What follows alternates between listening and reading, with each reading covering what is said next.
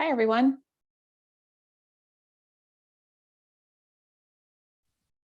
Hi. Hello.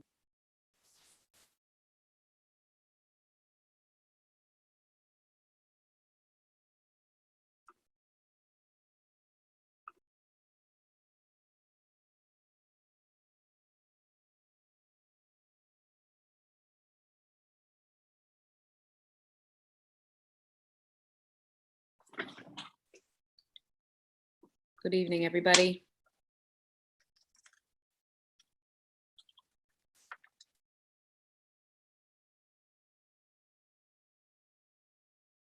Okay, I think we have everybody except me. We'll be a few minutes late, so great.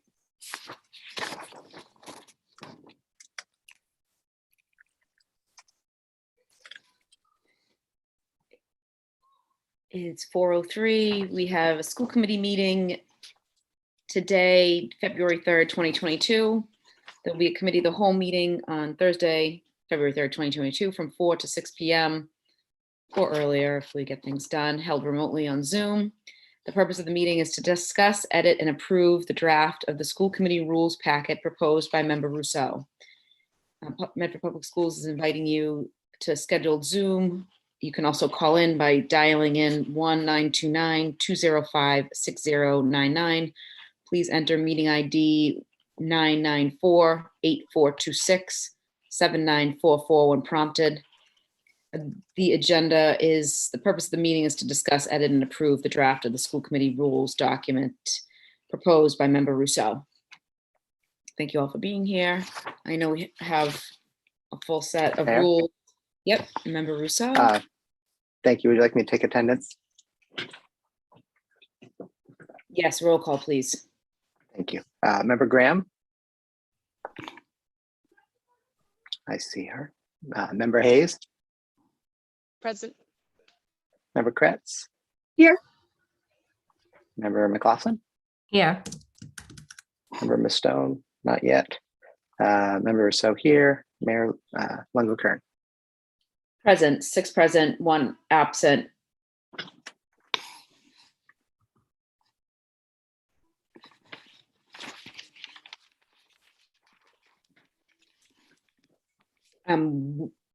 We could decide how we want to go through this. Do we want to go through the first 10 rules on page 2? See if there's any questions or concerns. And I mean, I can start. Yeah, I'm in favor of doing it that way. Okay. A question from the chair then on rule number 2, where we wouldn't need a caucus like this past January. That would be just my question on number 2. So maybe we can just make it so a caucus is optional, obviously, if you have to hammer things out. But where we had it pretty in agreement and went right to the floor, I just wanted to point that out. Member Rousseau? Yes, it says actually after each biennial election. So it's actually only every 2 years. But it would be after the biennial election, which was this year, and we didn't caucus. Yes, we did. How did we elect myself and vice chair? That was our caucus. Okay, we caucused during the, okay, I'm used to the city council where we would caucus at like 6:40, 6:30, and then go on the floor and make it public. So Mayor. Yeah, actually, I think we might have done that the last time, sort of like a baby committee of the whole or something. And I don't really have a strong preference for either method that we did. My first 2 terms, I think we actually did have a little meeting before the regular meeting. I didn't find it to be difficult to just include it as an agenda item in our regular meeting. I don't have strong preference, but certainly agree it should only be every 2 years.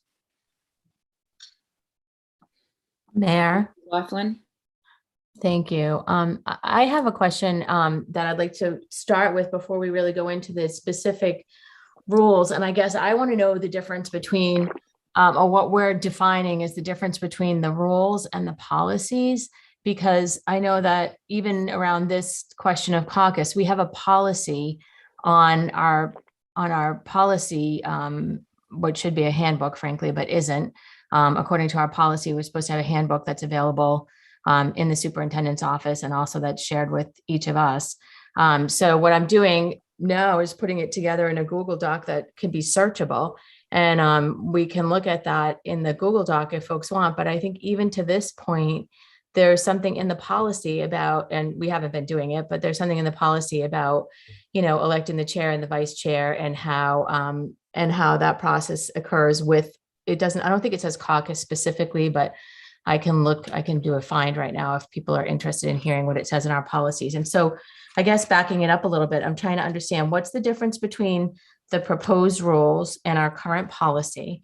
And are rules superseding the policy? In which case, I'm curious about that too, because we have a policy about how to change policy. So it's a lot.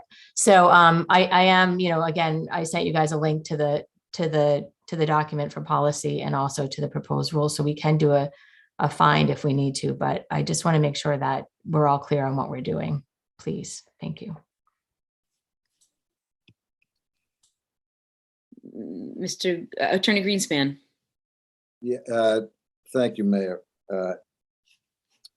Just on that point, you have an online policy manual that's online at the MASC, and a lot of these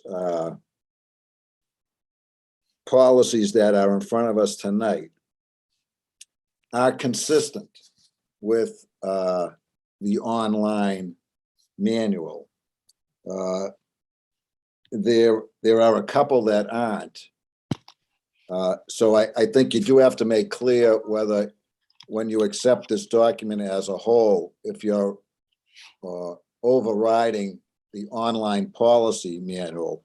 Just for example, on one quickly, is that on this number 9, it has school committee meetings will be held on the first and third Monday at 6 p.m.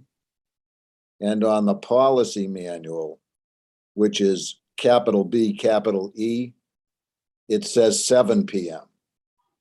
So there are a few of those things that you just have to make clear that if it's inconsistent with your online manual, that this is going to be what you're going to use going forward. But if I may, Mayor, Yes. just procedurally too, and I don't know, this is probably for Howard as well, or procedurally, the manual has like a procedure in place for how to change policy. So that's the question. Are we like, and I think there's a way that you waive the rights to change policy. We have to look at the policy manual again in order to do this. But I think that it says that we have to place on the agenda a policy change. The policy has to be discussed, and then in the next meeting, the policy can be changed.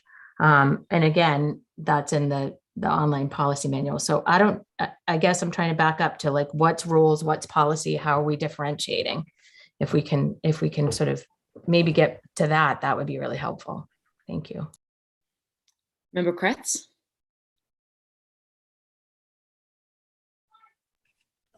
Like unmute. Yep. So I was actually going to bring up number 9 because last year, Paulette and we put forth a resolution to change the start times of the meetings to 6:30. And because we had received feedback from the public last school year that they preferred to start at 7 p.m. And we had started at just different times. Like we were starting at 5, sometimes 6, sometimes 6:30. So we, as a group, accepted the resolution and chose 6:30, as a happy medium for the public, administrators, etc. So, I mean, if, I guess like, how does everybody else feel about that start time? Could we try it at 6, and we might have to change this rule if it's not working out for the community, to make it to the meetings. Member Graham? And then Member Rousseau? Thank you. So I think anytime you make a change like this, you first have to agree on like what the new thing will be. And then you have to go back and true up, where else you might have documentation. So from my perspective, rules are things that govern this body. Policies are things that the superintendent must carry out as she runs the district. So to me, this document is about how we will operate as a school committee, of which the superintendent is not a member of the school committee. Policies are policies that the superintendent is expected to carry out. So frankly, we've never had a rules document. So we threw rules in our policies, which was the incorrect step, in my opinion, way back when. So I think the first thing we need to do is talk about these rules as they are presented to us. And then if we agree that this is the right set of rules, then somebody needs to go through the policies and put motions on the floor to remove the policies. But I don't think it's even worth talking about removing a policy if we haven't agreed what a new policy is. So I would propose we go through this document, we agree on how we believe that this body should operate, and then there needs to be an effort to go back to the policy manual and identify those places where there's conflict, and they get simply removed. And I would like to see us move through this document without delay, because I do think it's important. Clearly, we've been mishmashing these things together and causing confusion for a really long time. So, Member Rousseau, then Member McLaughlin. Thank you. Since Member Kretz mentioned that we had agreed to 6:30, so I'd like to make a motion to amend Rule 9 and to strike 6:30 p.m. and make it strike 6 p.m. and make it 6:30 p.m. Second. Okay, we can vote on them one at a time, I guess, to make it clear in the record. Motion for approval by Member Just Rousseau. point of information, Mayor, sorry. I want to get this done too, and I think it's really important that we do have rules. I guess my point of information is, and I appreciate through the chair, Member Graham's explanation of the perception of the difference between rules and policy. And I see it the same. Rules, policy is what is, rules are intent of what governs the school committee. Policy is how that intent is carried out. And there are some issues in the rules document that are being proposed that are affecting our policy, which is what Member Graham was saying, that somebody has to go back and true up the policy manual if the rules change it. But what I'm saying is there not a fundamental sort of issue around changing policy through rules? So is everybody following me? Am I making sense? I don't know if I am, but so we have policy manuals that some of the rules, not all of them, certainly, some of the rules change what's in the policy manual. And I guess we have to know, when is the rule changing the policy manual and how that happens. So, I mean, I'm happy to do a edit when we're looking at different rules to see if there's something in our policy on them and let folks know what's in the current policy, if that's helpful. Great. Member Graham. I would recommend that we talk about that as it applies to a specific rule instead of hypothetically, because hypothetically speaking, we could run around this circle all day long. And I think if we have a rule and there is a policy that's in conflict, we should talk about it and we should identify what to do about it. But I think we just need to start at the top and work our way through this list. And if there are those conflicts, we just need to identify them as they come up. And if this is not perfect, it's fine, because we can change a rule at any point in time going forward. This is not something we need to sign in blood. So I think we should do our level best to get through this, do our level best to clean up the policies, because frankly, no one's done that in 20, 30 years. So all the efforts are welcome, because I think they all create a better function. And if we find something in a week, we just need to deal with it in a week. And I think it's all going to be okay. Okay, and there's a motion on the floor to change number 9 from 6 to 6:30 by Member Rousseau, seconded by Member Kretz. If we could have a roll call, please. Yes, Member Graham, Yes. Member Hayes, Yes. Member Kretz, Yes. Member McLaughlin, Abstain. I just really think Member we should Stone, pause. Member Stone, okay. Member Russo, yes. Member Mayor Longo-Kern, Yes, 5 in the affirmative, 1 abstain, 1 absent. And then motion passes for the change to number 9. And then member McLaughlin, did you want to speak? Okay. Mayor. Member Rousseau, we're on to number 11. Actually, 20. I thought we were still on number 1 or 2. Did everybody get their 1 through 10 comments? So sorry. Go ahead. 1 through 10. We'll go. Yeah, we're starting with 1 through 10. Yeah. So you can. Thank you. Also on number 9, I would like to remove add after June pursuant to policy BE-meetings. Since that's not there and there is a policy.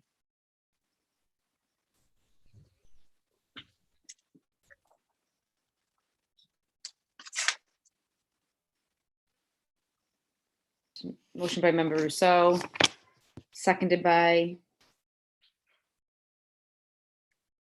Second. member Graham. Roll call. Member Graham, Yes. Member Hayes, Yes. Member Kretz,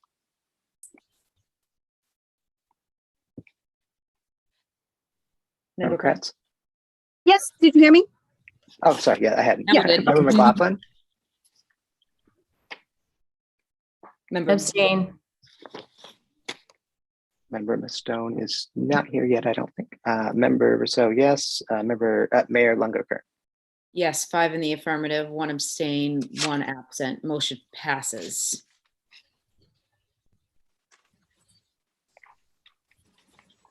If there's no further questions on 1 through 10, we're going to move to 11 through 20. Attorney Greenspan? Hey, thank you. Just on 11,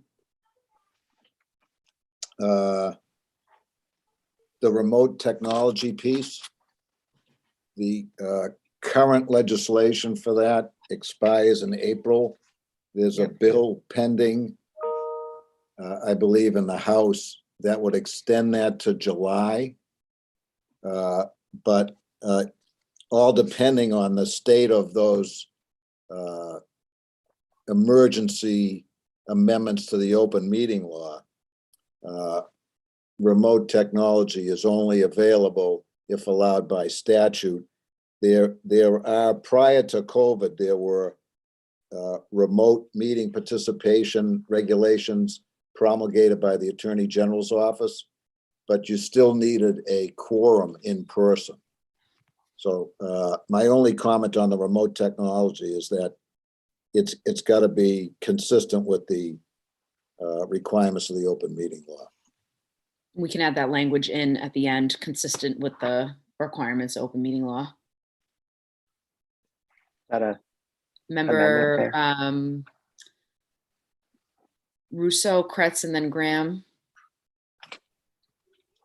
actually it was last, but I'm sorry, I thought that's how the hands went up. Sorry.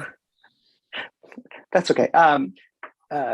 Greenspan, so if we add simply, as allowed by law, that would be fine. Yes. So I make a motion to amend number 11 to include as allowed by law. Second. Excuse me, And can we do change the time you, to 6:30? and is it optional in August? Or did we meet in August the last 2 years? Should we I make this actually- optional? We, And sorry, member Kretz and then member Graham. Yep. So I'm not ready to vote on this yet. I didn't get to speak on it yet. I did have, concerns about the meeting in August. I'm not in favor of having a meeting in August. We haven't had meeting in August, and I've been on school committee for 6 years. Last year and the year before during COVID, we got an email from the superintendent with an update. And that went, very well. And so I would like to make a friendly amendment to have, an email communication from the superintendent with an update. And if members have questions or concerns, they could, speak directly with the superintendent, during the summer, over the phone if they have any questions or concerns. So I'm making a motion to amend this to, there will be, the superintendent will send out a broadcast communication to the committee members in August, maybe the first Monday. And I think what she was doing actually, and sorry, she was sending out updates every week. So let me just get back to what I was saying. So I'm making a motion to amend this to say the superintendent will send out a broadcast communication to all members, a brief broadcast memo to all members each week in August. It doesn't have to be on a Monday, maybe on the Friday at the end of the week. Second. Oh, it has to be an amendment, right? We have to accept the amendment first for the motion. Or reject. Let me just collect myself because we have one motion on the floor to amend the language. And now it's to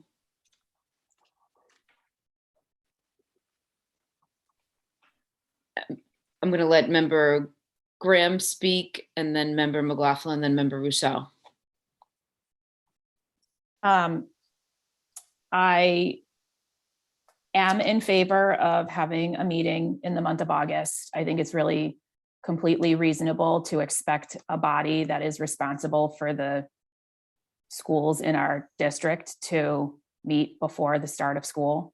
So it doesn't have to be a long meeting. I like that it could be remote to the extent that that remains an option, but I am in favor of an August meeting.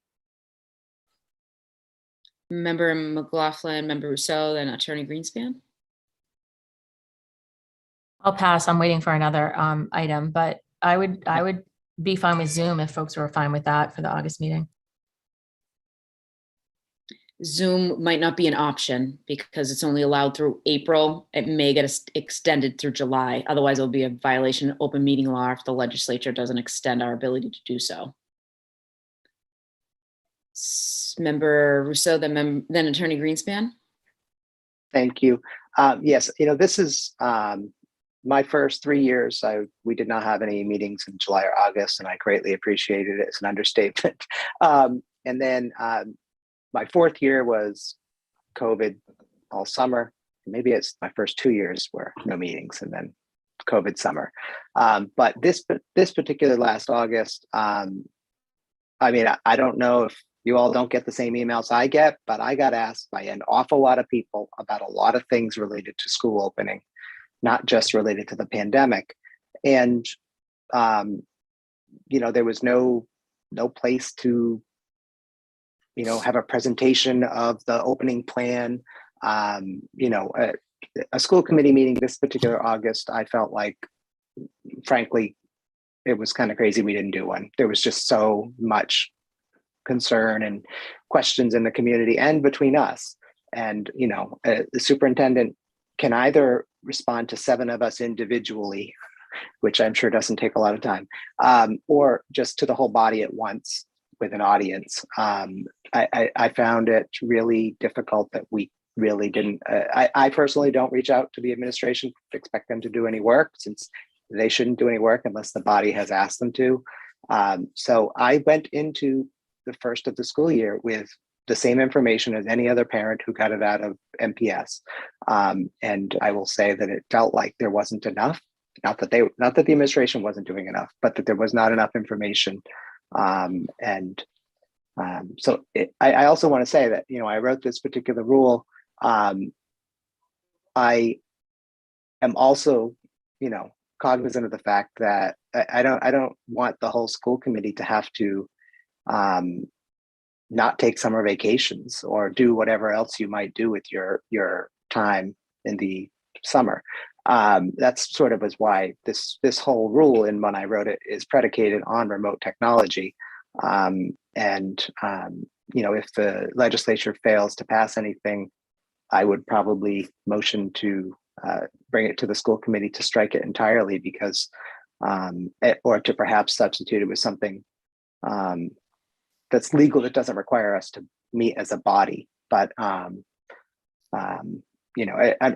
think, considering the demands on this body, I mean, I think having to figure out how to work your school, your summer plans around a meeting that hopefully will be a short meeting is too much in my mind. So I just wanted to get out that information on the intent.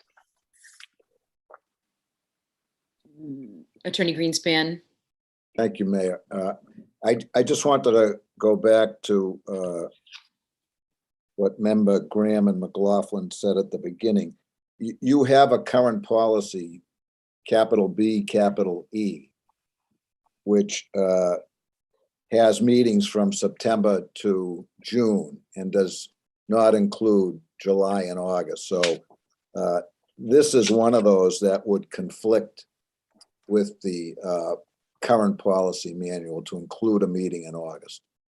So I don't know how you want to handle those conflicts, but this is one of them.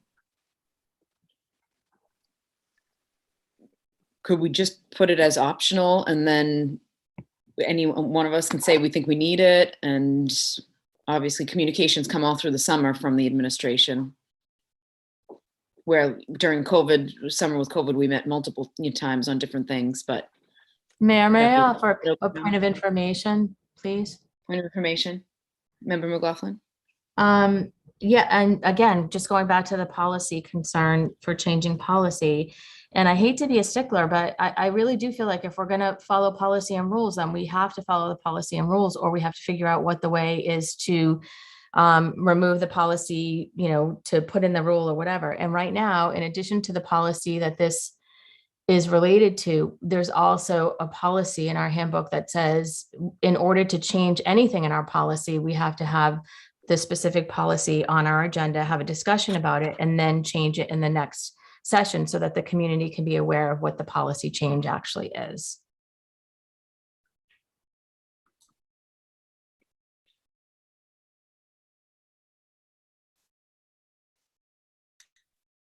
Attorney Greenspan, I mean, can you maybe comment on the chicken or the egg or the chicken? Like, how do we fix this problem? I haven't reviewed I just don't have in front of me the policy that says what you have to do to change it. But I think otherwise, then whatever policies can be adopted here would be the policies of the committee and would overrule or override any contradictory policies in the manual, if these are the policies you want to adopt. These are our school committee rules, and they would override anything in it. Right. And if it's a policy we've written, then maybe the rules subcommittee can go through those to amend them accordingly to coincide with the rules. Right. Yes. Hopefully we'll get through tonight. Right. Okay. Member Graham? If I'm correct, even if we voted to approve this document tonight, they would not be adopted until this also goes to the floor for a regular meeting. So my suggestion would just be that not happen until we also put on our agenda, whatever the next agenda is that we can put it on, the things that need to be struck from the policy handbook, like policy BE, like motion to rescind policy BE, and then it can have a week of waiting and be adopted. I think it is literally as simple as that, and we should not make it more complicated. I think that sounds great. Great. That's great. Okay. So we have conflicting motions on the floor. Is there an optional Mayor? Member Rousseau? Sorry, my hand was up. I just want to add, we're 32 minutes into this. We agreed earlier how we were going to proceed. I was hoping maybe the members could agree that since we've agreed how we will proceed, that we will proceed the way we agreed. because this is going to take 12 hours if we continue to discuss whether we should be discussing this. And I have to admit, I'm not particularly pleased with the progress we're making, and we aren't talking about the rules. I'm trying to get would focused you- back to the rules. So Would you like me trying to do the to- roll call on these? we have two conflicting motions on the floor. So I'm trying to create a middle ground as an optional meeting with notices from the superintendent and her team throughout the summer as a way to compromise rather than a definite meeting in August. What if we need a meeting in July? An optional meeting in the summer with notices on anything pertinent that the school committee knows from the school, from the superintendent and her team throughout the summer. Member McLaughlin? Thank you. I found the policy thing. I just wanted to read it. It's Bgb Policy Adoption. So adoption of new policies or changing existing policy is solely the responsibility of the school committee.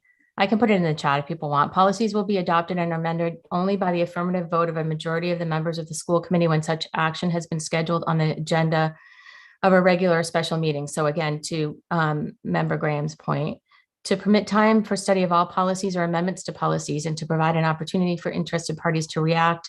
Proposed policies or amendments will be presented as an agenda item to the committee in the following sequence. 1, information item, distribution with agenda. 2, discussion item, first reading of proposed policy or policies, response from superintendent, report from any advisory committee Point of assigned. information, Point of information, Member Rousseau. since I don't see the policy myself, I'm just curious how long this is. I mean, It's not- some of these it's- policies are many pages long. That's why I was like, Yeah, no, Just one. it's not long, but I'm Okay. happy. I'm going to put it in the chat here. Oh, I think I'm going to put it in the chat. And that's a policy that we're going to change once we go through these rules anyway, because the rules will supersede. So before we vote on them on the floor on a school committee evening at 6:30, we'll have a team to go through and make sure they coincide. So maybe we should put that in the chat and then we can move on to, do we want to have it say an optional meeting in the summer with notices from the superintendent or team? Is everybody comfortable with that? Or, because the two motions are in conflict, either we don't have a meeting or we have one. Member Rousseau? thank you. We can't be discussing a third option when we have two amendments on the floor. We have to vote the second amendment is the last one we can be discussing. I mean, it can't go 3 amendments deep, Mayor. I'm sorry. I think we can discuss a middle ground. I just need to hear if that's amenable to Member Kretz, who made her motion, and Member, I think it was, Okay, So I'm not in favor of having a summer meeting. I still want to keep my motion on the floor to having communication brought, updates. I think at any point an emergency meeting can be called, if we had to. So I'm still going to keep my amendment as is. okay. So that was amendment by Member Kretz and seconded by Member McLaughlin at the time to have, just strike that line. So roll call. so this is to strike it or to replace it with the superintendent will send out a broadcast memo to all members each week in August. Yes, to amend it. Member Graham, No. Member Hayes, No. Member Kretz, Yes. Member McLaughlin, Yes. Member Mustone, Yes. Member Rousseau, no. Mayor Longo-Kern, Yes, 4 in the affirmative, 3 in the negative. That number 11 is amended. Mayor, Member Rousseau, we're talking about number 11 through 20. Yes, I'm just realizing, I don't know procedurally, well, actually, there was no second to the as allowed by law. So does the First Amendment just die and I don't know how to dispose of it, that's why. It contradicts it, so I would rule that it died.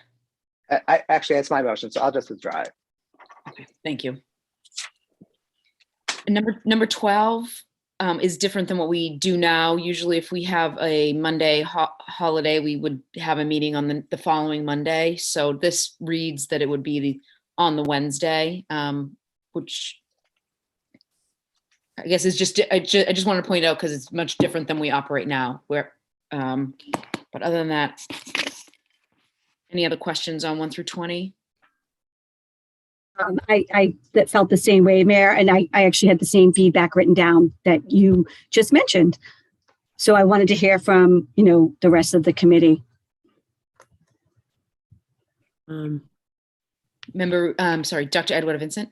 Yeah, Mayor, I would like to say if we have the meeting on a Wednesday and the Monday is a holiday, that means we would have to post the Friday before the Monday. It's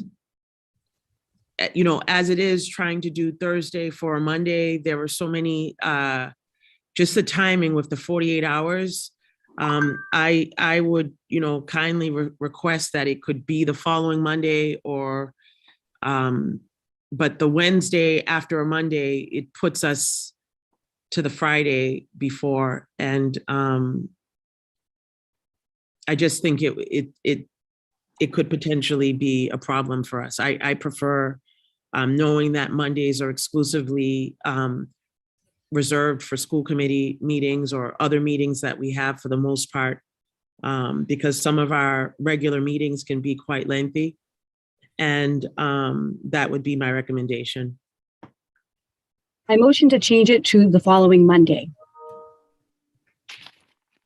Second. Seconded by Member Rousseau, and then Thank you. it's actually I Member Kretz, that was your comment, and then it's actually McLaughlin and Rousseau. I have the order and I found a way to find the order. Member McLaughlin. Thank you. Actually, I'm waiting for item 20 before we move on. So you had asked if there was any other items on this 10 to 20. So I'll wait. Thank you. Okay, Member Rousseau. Thank you. Can I ask members to use the exact words that you want added, changed, the exact words? It feels like members are saying something and then the next time and they repeat it, it's different. And the third time they repeat it, it's different. The exact words matter because those have to be words that are written into this document. And I don't want to be accused of making it up off of what I thought you might have meant. When we make motions and amendments and resolutions, every word as is expected to be written has to be precisely given by the members. And it's just a constant problem that we have. And I know that's not on the agenda tonight, but as I try to keep up, I want to know what words you want. Yep, you would strike the whole second line into the third line. So it would read meeting dates that coincide with non-school days according to the approved academic calendar will be moved to the following Monday. And then the rest of it is gone. Correct. Thank you. Motion on the floor by Member Kretz, seconded by Member Graham. Roll call, please.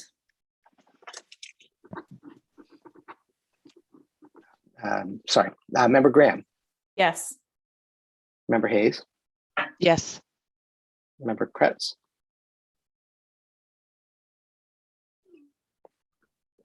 Member Kretz. Oh, yes. Sorry. Can you hear me? Yes, sorry. Member McLaughlin, Yes. Member Emma Stone, Yes. Member Rousseau, yes. And Mayor Longo-Kern. Yes, 7 in the affirmative, 0 in the negative. The motion for number 12 has been approved.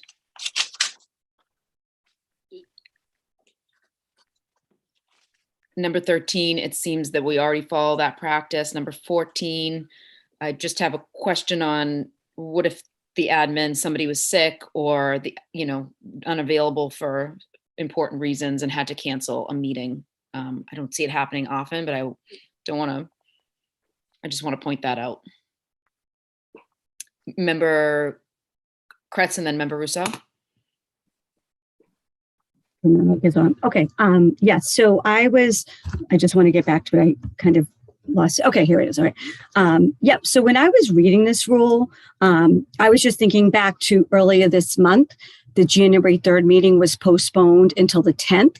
And, I just found out, just by getting the change date Zoom, meeting request. So I'm not familiar with the current process. How was it handled? So, I don't think, we've officially had a process to postpone it, and it's been at the discretion of the superintendent. And I'm wondering if somebody could just maybe help answer that question, because we haven't had a process, or a rule on canceling or postponing. It's typically been at the discretion of the superintendent or the mayor. Member Rousseau. Thank you, Member Kretz. Member Rousseau. Yep. Yes, I would say I don't think there is an answer, but Member Kretz, this is the exact reason that I spent all this time writing this document, is because whether we decide it's at the superintendent's pleasure, or whether, whoever's third in the alphabet on the school committee wants to have the authority to cancel meetings, it doesn't matter what the rules are. We just have to agree that they are what they are. And so that's exactly why this one's here, because we had, the January meeting. I mean, there was no written procedure or policy on how or who can do what. And it got changed. And I feel like I didn't know about it until, I should have known about it sooner. So, and this is actually many of these things for which we don't have a past practice, or it's been variable, have just been taken from other school committees' policy rules manuals that I've found in Cambridge and Belmont and other towns. So that, mostly because I didn't want to write it from scratch if somebody else has already written it. And this one seems to be the norm. I also think that if a meeting is posted, there's something in open meeting law about it. But regardless, this was my proposal for number 14. Member Kretz. Yes. So I was reading ahead, and there's another number that connects with this number, I think, number 17. In the event of an emergency due to extraordinary circumstances, the requirement that notification of cancellation is provided in writing may be waived, and members may notify the superintendent of their desire to cancel the meeting. Email or in person, any verbal requests must be followed with a written request. So the two rules are in two different sections, and I think it should just be consolidated into one rule, that goes, into both of these situations, because we're talking about canceling a meeting, and, it should include in the event of an emergency, in a situation like this, it's at the discretion of the superintendent to cancel the meeting by telephone, email, or in person. We did have, if there is a snowstorm the day of the meeting, we would have to cancel the meeting. Something like that could happen, especially in the winter months. Mayor. Member Rousseau.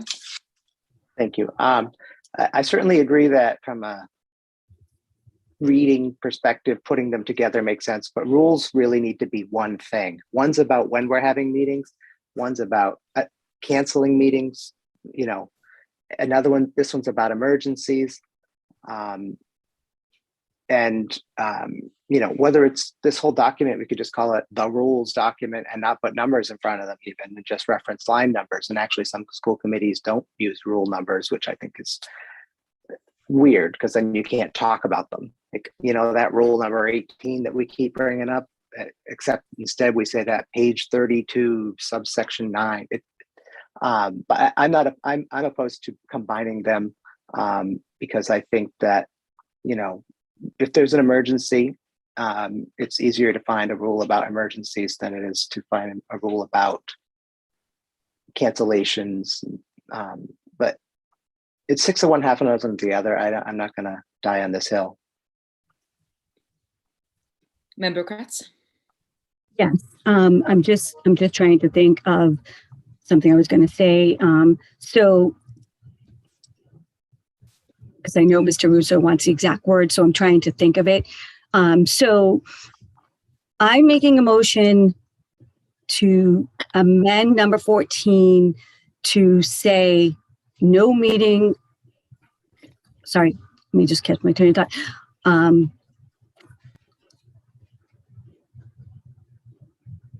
The superintendent and or mayor have the discretion to cancel a meeting and notify all committee members via email as soon as possible. Motion on the floor by Member Kratz, Just seconded by Second. Member McLaughlin. Roll call. I hate to actually, it was in the recording. We'll go back for it. Member Graham, No. Member Hayes, Yes. Member Kratz, Yes. Member McLaughlin, Yes. Member Musto, Yes. Member Russo, no. Mayor Longo Kern. Yes, 5 in the affirmative, 2 in the negative. The motion Mayor? passes. Member Rousseau. Since we have our Attorney Greenspan here, I just want to ask him, we should have asked before we voted, but kind of moved into that quickly. So the superintendent who is allowed to cancel meetings that are posted, open meeting law allows not elected people to do that. I was raising my hand at the end. I don't think, I think canceling a meeting should be something for the committee to decide and not the superintendent. A subcommittee, that's number 15.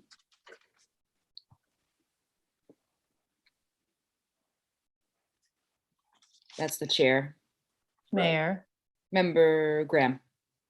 I agree with Howard. I also think it's a really slippery slope to give a superintendent, not this one, but a superintendent, the authority to decide that the school committee will not meet. So, Mayor, Member Rousseau.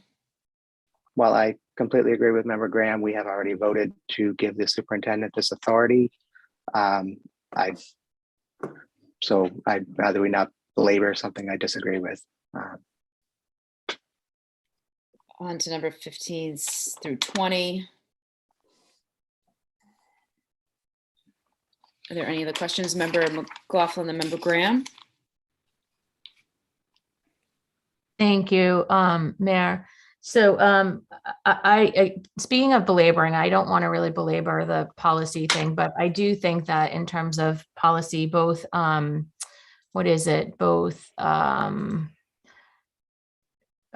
on, both Bgb Policy Adoption and Bge Policy Dissemination are, items of discussion. Now, if we're looking through the rules right now and we're voting on which rules we are proposing to change for that to come forward to the school committee as a whole, then I think that's different than, accepting the change altogether. So I just want to clarify that that's what we're doing, because otherwise we have to, I think, procedurally, we have to override, someone has to make a motion to override Bgb, which is policy adoption, and allow for a policy change. So just to clarify, what we're voting on now in these rules are what we're proposing to bring to the committee in a general meeting for passage. Is that right?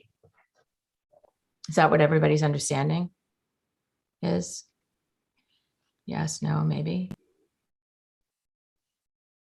yes, that's how all committee Okay. of the wholes work. Yep. Okay, good. So if that's going to work, it's going to work that way. That'd be great. And then I have a question on item 20. So item 20 was, So the budget meeting will be held in the spring of each year. So this is suggesting that it's one budget meeting and it's going to be held in the spring of each year. And this was a conversation that we've been having. And so I'm not sure if we're talking about all of the needs that are required for our school committee to be able to help run this organization in the way that we need to. I don't think one meeting No. for the budget. Is that not what it That's says? not how, no, that's not how I read it. There'll be one Okay, tell me joint how you- budget meeting between school committee Oh, and city mhm. council. All right, well then Yeah. that works. That's great. I Okay, just good. had a question on this. Yeah, I have a question on the same one, just if just for some reason, city council is not interested in meeting. That And just what- leaves a lot of pressure on. And just point of information, can we call that a joint meeting then instead of, a budget meeting so that there's no room for misunderstanding? A joint, motion to amend to a joint budget meeting. Yes, Yeah. yes, please. Motion to amend number 20 by member McLaughlin to read, the chair will schedule 2 annual joint meetings with the city council. A joint budget meeting will be held in the spring of each year.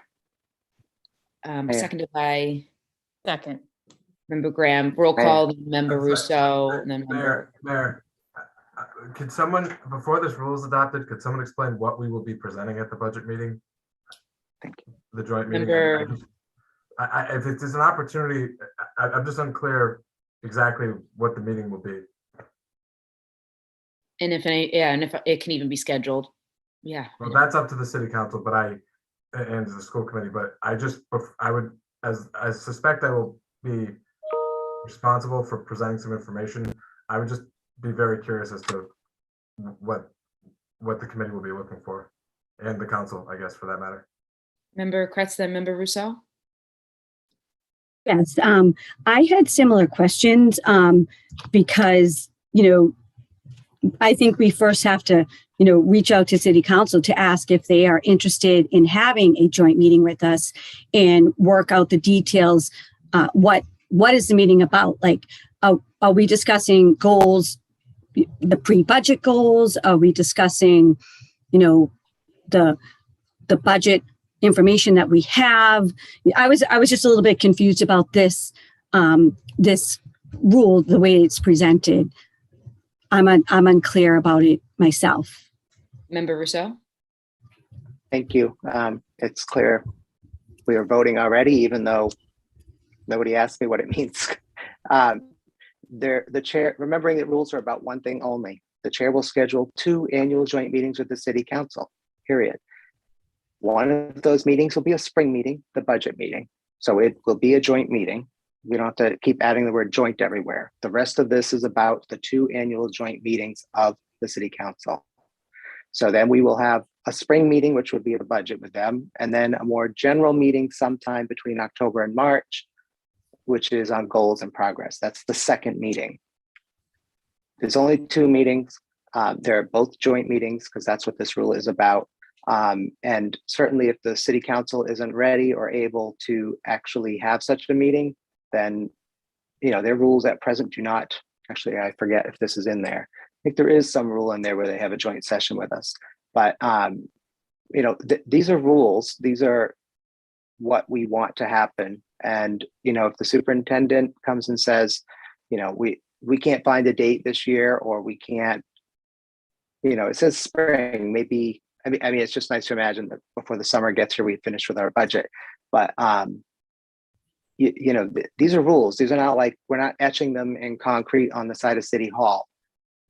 If this isn't going to work this year or whatever, then, the superintendent can simply ask that we suspend Rule 20 for this year.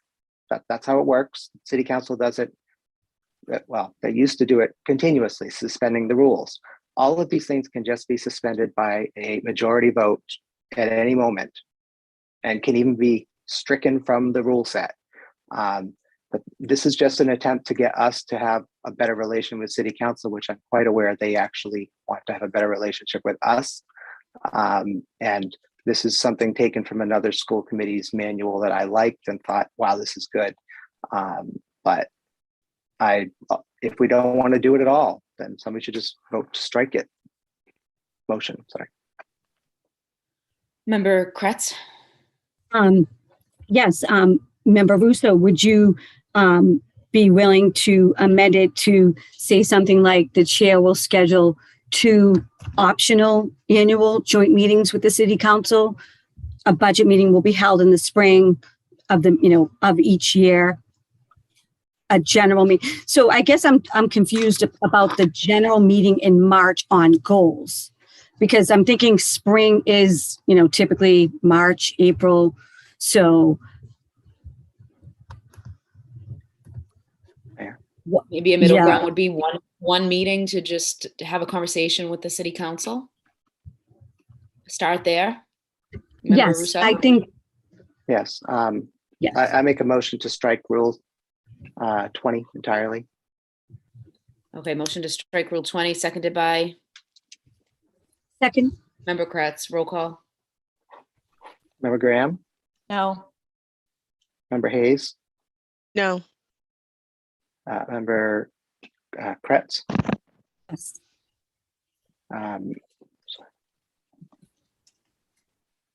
Member McLaughlin, No. Member Mustone, No. Member Rousseau, yes. Mayor Longo-Kern, Yes, that is 3 Three in in the the affirmative. affirmative, 4 in the negative. Motion fails.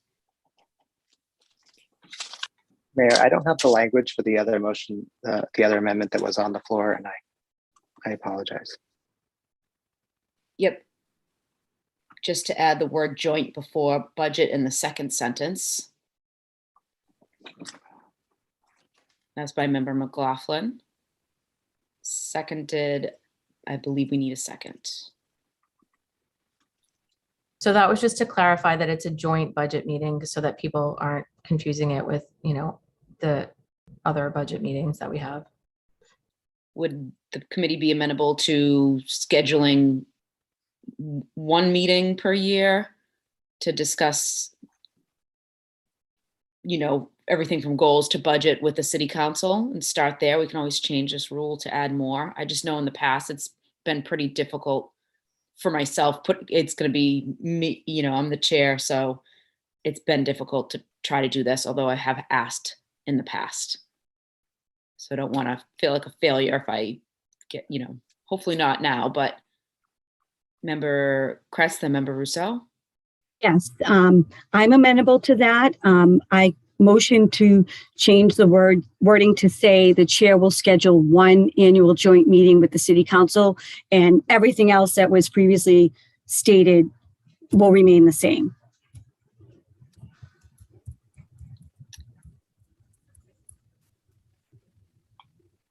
Member Rousseau. Thank you, Mayor. Just making sure I get this right. The chair will schedule 1 annual joint meeting with the city council. Period. Yeah. Period. Get rid of the rest of the rule. Yeah. Okay. I'm perfectly amenable to that. So those 2 changes, actually just 1 change, and then the deletion of the rest of that is what I have here.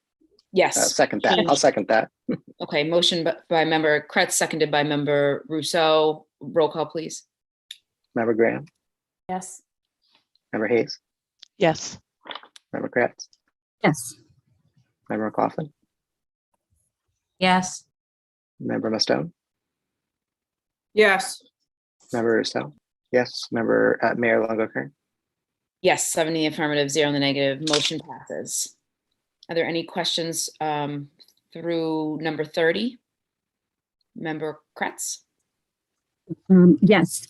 So I was reading through, I'm just going all the way to 30, just let's see. Okay, so let me just get back up here. All right, I'm just reading my notes that I wrote about one of these. I'm on number 21 election. In number 21 and number 22, I noticed something, but I wasn't sure why it wasn't in number 21. So in the rule 22, it states the meeting will not be broadcast or recorded. However, being a public meeting, the meeting will allow members of the public to attend. The public will not be offered an opportunity to speak.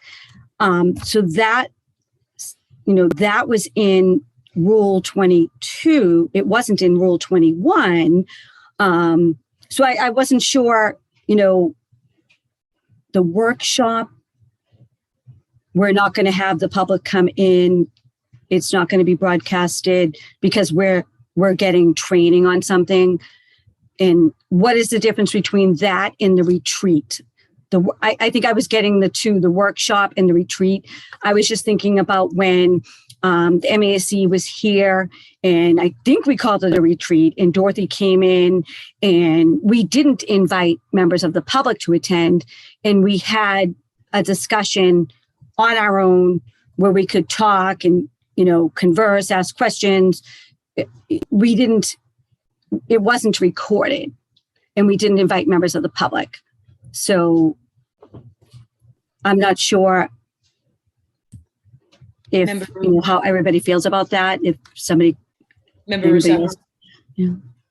Yes, so there were a number of types of meetings that I'm not a lawyer, so I didn't go reading all of Mass General Law. There were a number of types of meetings. There's the hearing, like we have for the budget every year. There's our regular meetings where we have to vote everything that we actually ever vote in other meetings. And we know executive sessions and special meetings, and these were other types of meetings. I didn't do much research into what's the difference between a workshop and a retreat. They, of course, if we are all there, it is in fact a public meeting. So I certainly would think that it would be reasonable to add that, that they will not be broadcast or recorded, to add that language from 20 into 21. If that's the motion, I can write that down. Member Graham has that hand would up be the first. motion. Mhm. Okay. That's the motion, okay. By Member Kretz and then seconded by Second. Member Graham. And on that, would you like to speak? Yeah, I also just want to mention that in that session, I don't believe there was a quorum. So I don't want people to think we didn't post a meeting of the school committee at that time. That is not what happened. This was before people took office. There were 3 new members, and I believe somebody was absent. So there was no issue with what happened at that meeting. Mm-hmm. I remember the same. On that, before that motion's called, Attorney Greenspan. Yeah, yes, ma'am. I just had a suggestion. If my suggestion would be to strike 21, and on 22, make it retreats or workshops may be scheduled on an as-needed basis. That's my only suggestion. Yeah. That's a great one.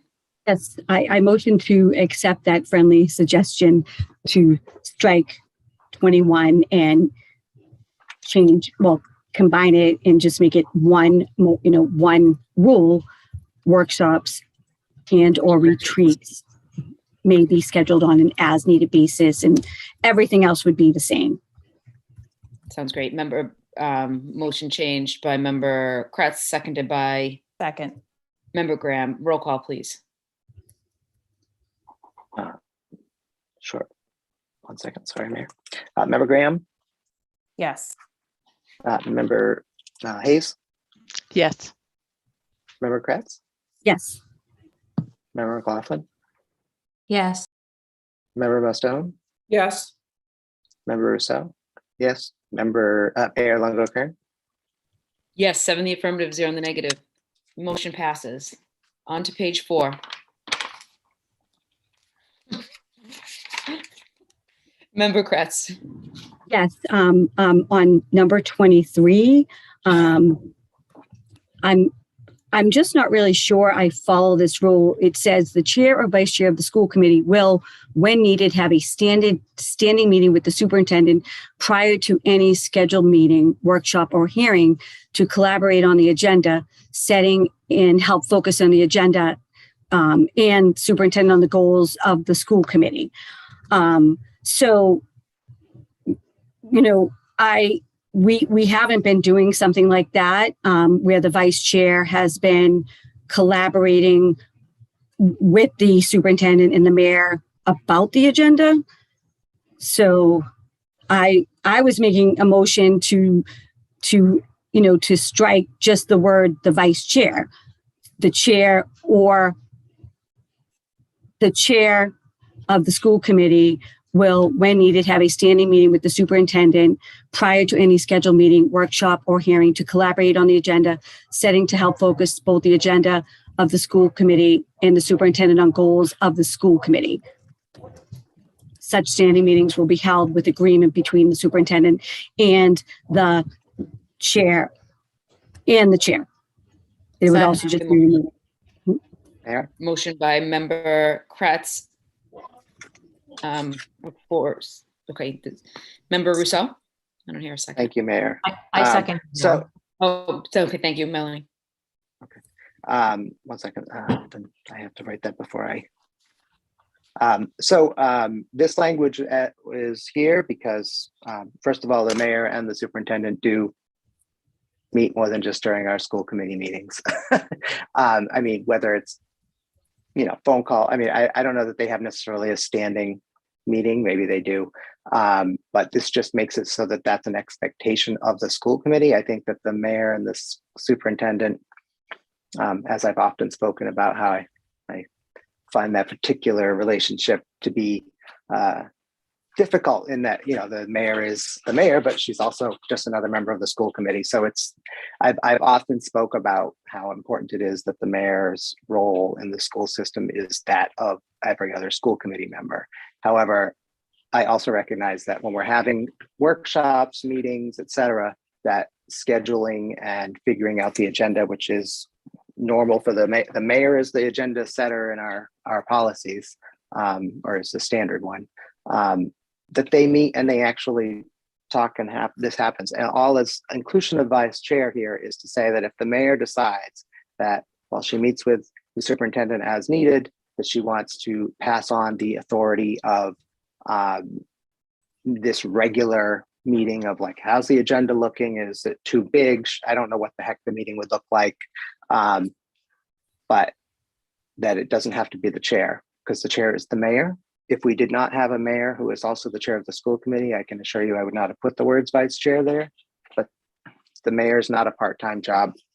And honestly, I don't know how she's standing still. So that's why I think it's important to give her the leverage to pass on something which, looking at this rule, is really just administrivia and nothing more. So I would not support that amendment. Member Kratz? Here, how do you feel about the rule, the way it's proposed, and superintendent? I would just like to hear from you. Superintendent, do you want to go first, or I see both sides? My preference would be to leave the way it is, especially right now, trying to set up the agenda, the amount of resolutions that come in, working with reports, reporting, sharing that information with you. I just see it as an additional layer. If there's ever a problem and the chair is not available, then automatically the vice chair is in charge, and I would always report to the vice chair. I just feel, some of the rules, I understand it's important to have things clearly articulated, but there's so much layering that's taking place that I just want to be transparent with the committee that this is very stressful. And for number 23, I would prefer for it to remain with the chair.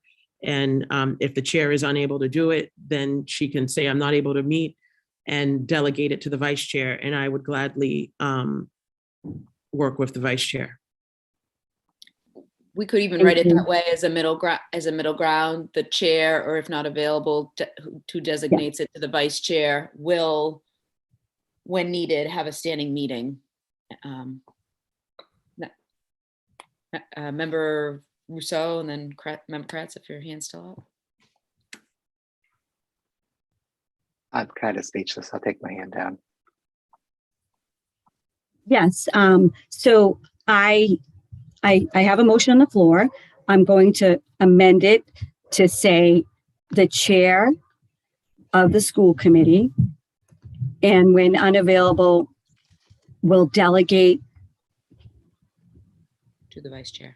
to the vice chair when needed, have a standing meeting, and continue. Everything else is going to be the same. Okay. And at the end, the last sentence will say such standing meetings will be held by agreement between the superintendent and the chair or vice chair if delegated. Okay, motion on the floor Second. by Mayor. Member Rousseau. I just want to remind everybody that the chair can always delegate anything other than what's legally not allowed to be delegated. So it feels a bit like this is not I don't honestly feel like people are being honest about why we're talking about this particular piece in here. It does not make any sense unless there's a problem with who the vice chair is. And it seems a bit absurd. And we are on page number 23. We have 47 minutes left before we decide whether to accept the whole thing. Are we going to really discuss things that don't matter endlessly? I'll just call the roll. Member Graham, No. Member Hayes, No. Member Kretz, Yes. Member McLaughlin, Yes. Member Mustone, Yes. Member Rousseau. No. Mayor Longo-Kern. Yes. I think that was a 4-3. Correct. And I'm going to need Member Kretz to send the exact language because I couldn't keep up. Can I make a I'll point of take it. information through the Yeah. chair? Yes, Member Yeah, McLaughlin. thank I'm you. going to get it ready right now. I just want to make it really clear through the chair that this is not a reflection of who the vice chair is. The vice chair does an extraordinary job, and as all our colleagues do. And so I'd really like to focus on teamwork and really collaborating with each other. I think that this is more a function of the way that the current system works and has worked, and also a reflection of the superintendent's statement. So I just want to make sure that's on the record. Thank you.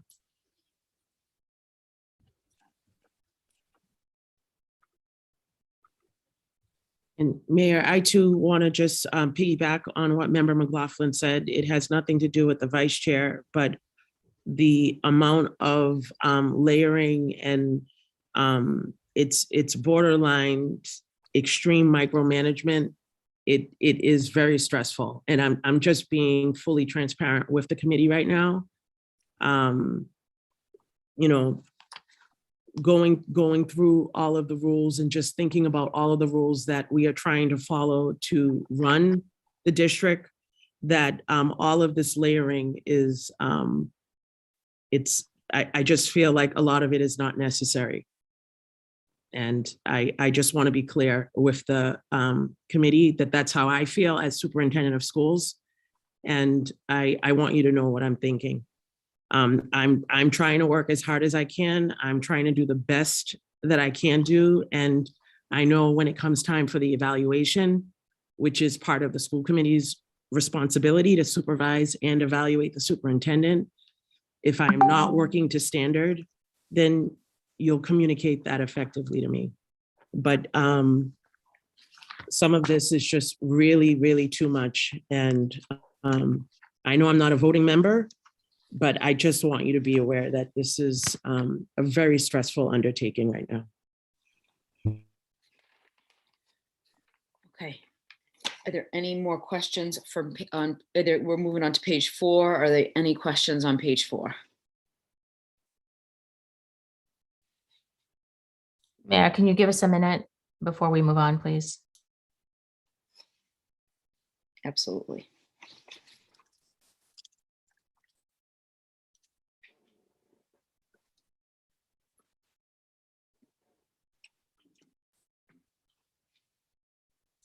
Also, Mayor, can I ask specifically what numbers you're talking about? Because some of the paginations changed. So sorry. Oh, yep. 20, I think we're moving on to page 425 through 34.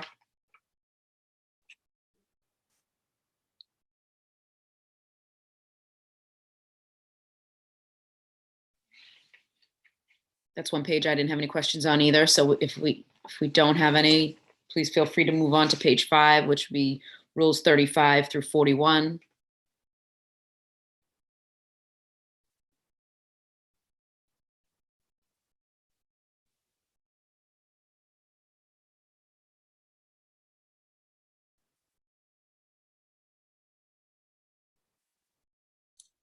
May I make a friendly amendment to number 38?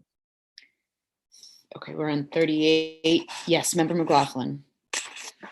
38, it says at the first meeting each month of the school committee will have the good of the order following the consent agenda item. The purpose of the item is to allow members an opportunity to speak about the functioning of the school committee with the intent of continuous improvement. I'd like to ask if we could add to that, or whether the committee thinks it needs to be a separate rule, or maybe it doesn't because it's already in the policy. I don't know.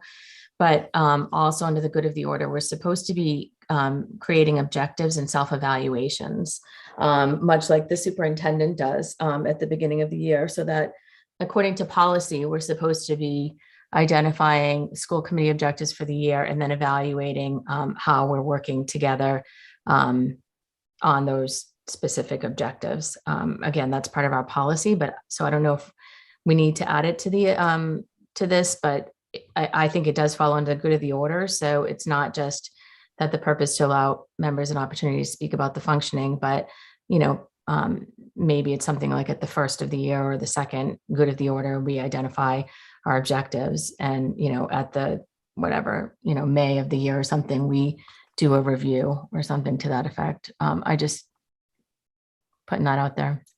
Thank you, Member McLaughlin. Member Rousseau? Yes, thank you. I agree. We need more rules actually than this. I have 5 or 6 queued up that I thought were too much to add here. Things that, you know, like a rule on how Medford School Committee, for instance, formats resolutions.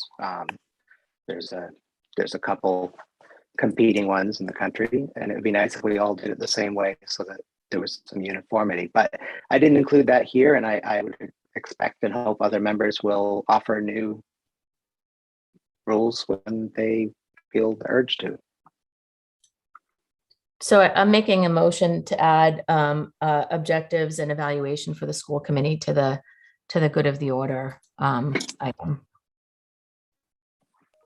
So how do you want that exactly worded? Let me see. I just moved over. At the first, we'll include a good of the order following the consent agenda item. Purpose of this item is to allow members an opportunity to speak about the functioning of the school committee with the intent of continuous improvement, maybe related to policy number, you know, I'll get the policy number, and connected to objectives and evaluation. So related to policy number for school committee objectives and evaluation, and I'll get the specific policy number. Yeah, could you repeat it again? Yes.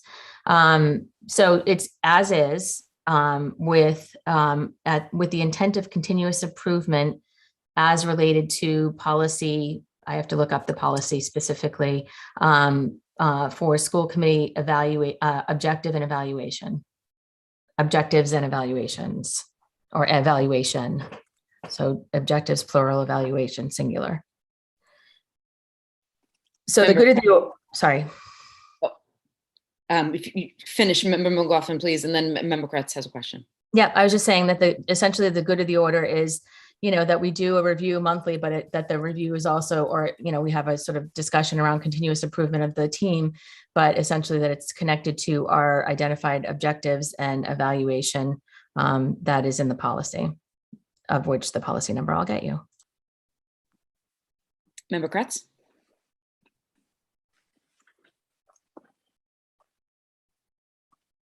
Member Kretz, you're muted.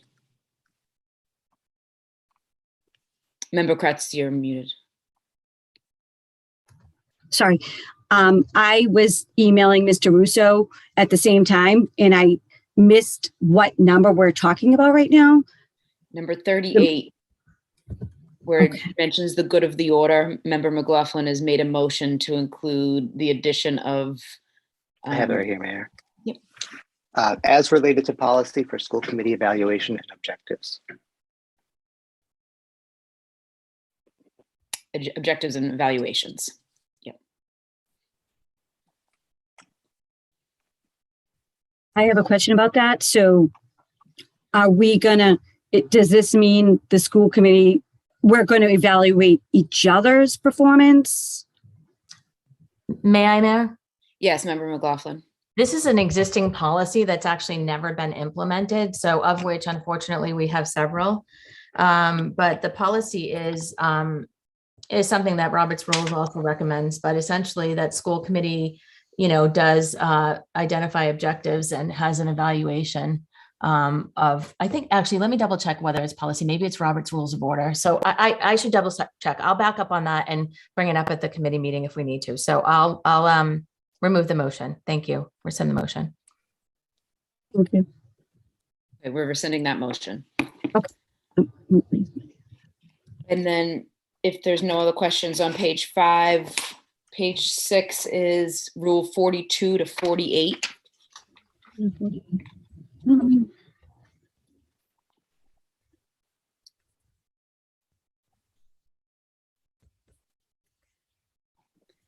And I just had a question on number 43 where it says the agenda should be posted with the city clerk on Wednesday. That's 72 hours. And I just feel like the agenda is always created on Thursday and gives the superintendent and her team an extra day. So I don't know how the superintendent feels about that, but we follow the 48-hour rule, at least allow additional resolutions to come in, collect them from when they came in on Tuesday and get it approved by the chair. And so I think that might make things flow a little easier than they actually are even now. Member Kretz and Member Rousseau. Yes, I actually had that written down. I was going to make a motion that we, and I know Mr. Russo wants the exact wording, so I'm just going to read what it says right here. Okay, so agenda for all regular meetings by the school committee will be available to the public and press. Copies of the agenda will be filed with the office and clerk and posted on the website of the school committee no later than Thursday prior to the meeting, prior to the scheduled meeting. Copies of the agenda will be made available at the Medford Public Library. Is that something that we currently do? Copies at the Medford Public Library? No. No. So I want to strike that sentence. Okay, so copies of available. Okay, so let me just go back one. So I'm going to delete that sentence. You just deleted Copies of the agenda will be posted online. Because that is what we do. We post the agenda online. And it's broadcasted. Point of information. Yes. Point of information, Member Rousseau. Medford is, I'm asking the mayor, I believe she knows, that Medford is not a online posting city. That is a specific designation that we have to do with the Secretary of State, correct? That's correct. We always post in the city clerk's office. It will be posted on his wall, but we also include it in our city calendar. We try to include at least the link and the date and the time as advanced as we can. And then we also try to post it on the school website calendar. And I don't know, Dr. Edward Vincent, I'm not sure if you posted on any wall in the school department. I'm not aware of that. I know before they used to put it in one of the hallways, but right now everything goes online. We could go back to posting it in the corridor, the superintendent's corridor. There's a bulletin board area there. But we've been using the online platform. And in regards to the day, I know that the clerk's office would probably be very happy if we were getting the agenda completed an extra day early, but normally with everything coming in, we actually do need the time to get it done. And we have to get it to the clerk's office. We're trying to get it to him by 4:30. So 5 o'clock gives us that 30-minute buffer. And City Hall closes at 4:30 too. So he is here late sometimes, but on Thursdays, we probably should change it to 4:30 just to be safe. Okay. Okay. Yes. Member McLaughlin and Member Hayes.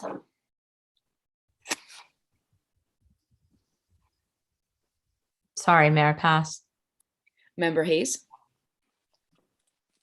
I'm just wondering why we wouldn't want to post it in as many places as possible, unless it's just really too difficult to get it to the library. Now that we've got a wonderful new community library that a lot of people are going to, why wouldn't we take the advantage of having a place where other people might see it who might not necessarily access it online?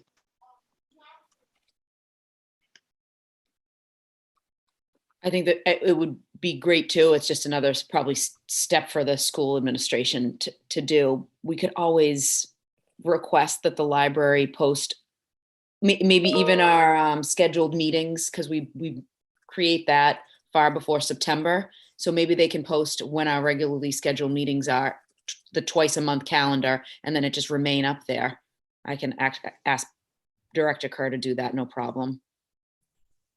But where we're having multiple meetings a week, it might, to put it in a rule and then by accident not get one over there, you'd be posting one almost every other day.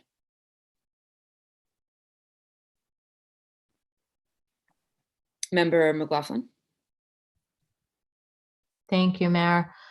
Just going back to the good of the order item, and maybe it's a separate rule, I don't know, but it is in our policy that we have operational goals and objectives and an evaluation procedure for the school committee. It's BA and BAA. And so maybe in the rules, we have something that says when we schedule that. So I don't know how people feel about that, but we're supposed to be doing operational goals according to policy and evaluating our procedures. And if we're scheduling the other items, it feels like we should schedule that while we're here. So I guess I'm making a motion to include a rule that schedules the school committee operational goals and objectives and evaluation procedures pursuant to policy BA and BAA. Mayor. Member Russo.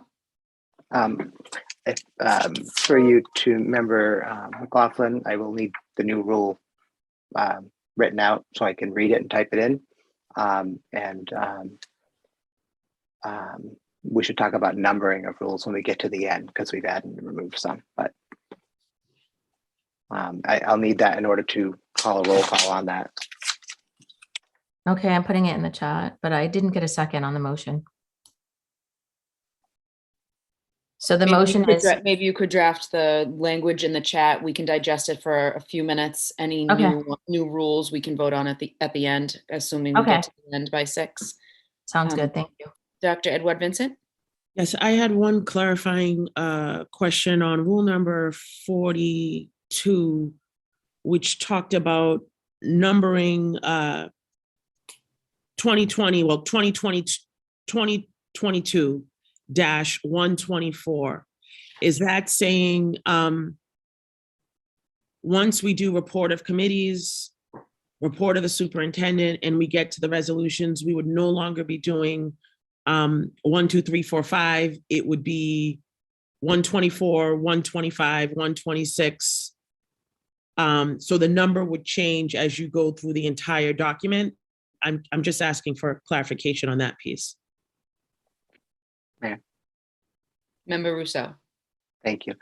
So this is only for new, this is actually number 42 is we actually just passed a new rule on this last meeting on the numbering of items. And so, just for some context, the sort of the template on how I drafted this in our last meeting which we did pass, is just to follow the city council's rule. On January 1st, the year changes. And as items are submitted to the city clerk, which in our case is as items are submitted to the superintendent, they just get the next number and the numbers just go up from there. And then on the next year, 2021, it becomes the first one coming in is number 1. And this will give us so much ability to keep track of what's where, which is just impossible to do now because it's like, the January 7th agenda item number 4 under new business. Where is that? Like, just give them a number and that's their number. We will probably have to discuss, the city council has rules on how to dispose of all items.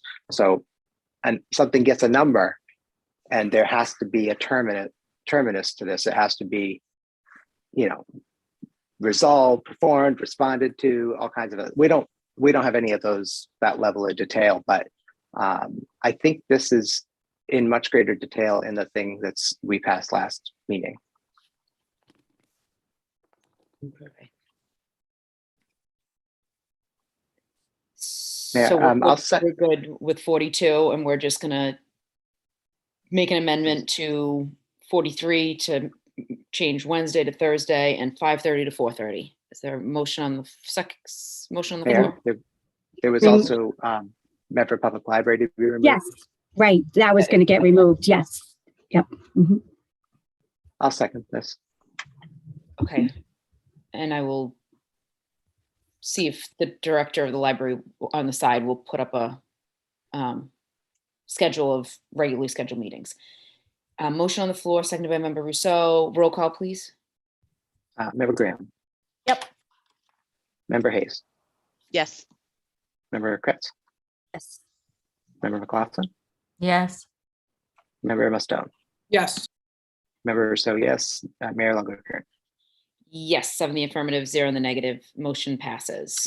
Okay, 1, 2, skip a few. 51. I think just 6 needs to be changed to 6:30. Yes. Motion to change it to 6:30. Motion to change by Member Kretz, seconded by Second. Member Rousseau. Roll call. Member Graham. Yes. Member Hayes. Yes. Member Kretz. Member Mustone. Yes. Member McLaughlin. Yes. Member Rousseau, yes. And Mayor Longo-Kern. Yes, 7 in the affirmative, 0 in the negative. Motion passes. 1, 2, Yeah. skip a few more. Mayor, I'm sorry. Mayor, I had a question on, sorry, I'm just trying to, it was an earlier number. I didn't get to ask the question. It was in the 40s. I'm getting there now. Yes, it was number 40. The agenda will include a listing of all recommendations being brought forward, such as listing with the formatted in accordance with the BEDB agenda creation and format regular meetings. The agenda will also include a listing of all motions, reports, and other communications and reports to the school committee. So that is currently what we're doing, but it doesn't, right now, the agenda does not contain a listing of all the motions that we've taken at meetings. So I'm just motioning to remove that word because right now the agenda doesn't list all the motions. It Maybe, I lists, think this means the motions, the resolutions. oh, I would assume okay. that's what this Motion, is. yeah. So motion to change the word to resolutions. Okay, so the number 40, the second line, it would be the agenda will include a listing of all resolutions, reports, Yes. other communications. A motion on the floor by Member Kretz, seconded by Second. Member Graham. Roll call. Member Graham. Yes. Member Hayes. Yes. Member Kretz. Yes. Member McLaughlin.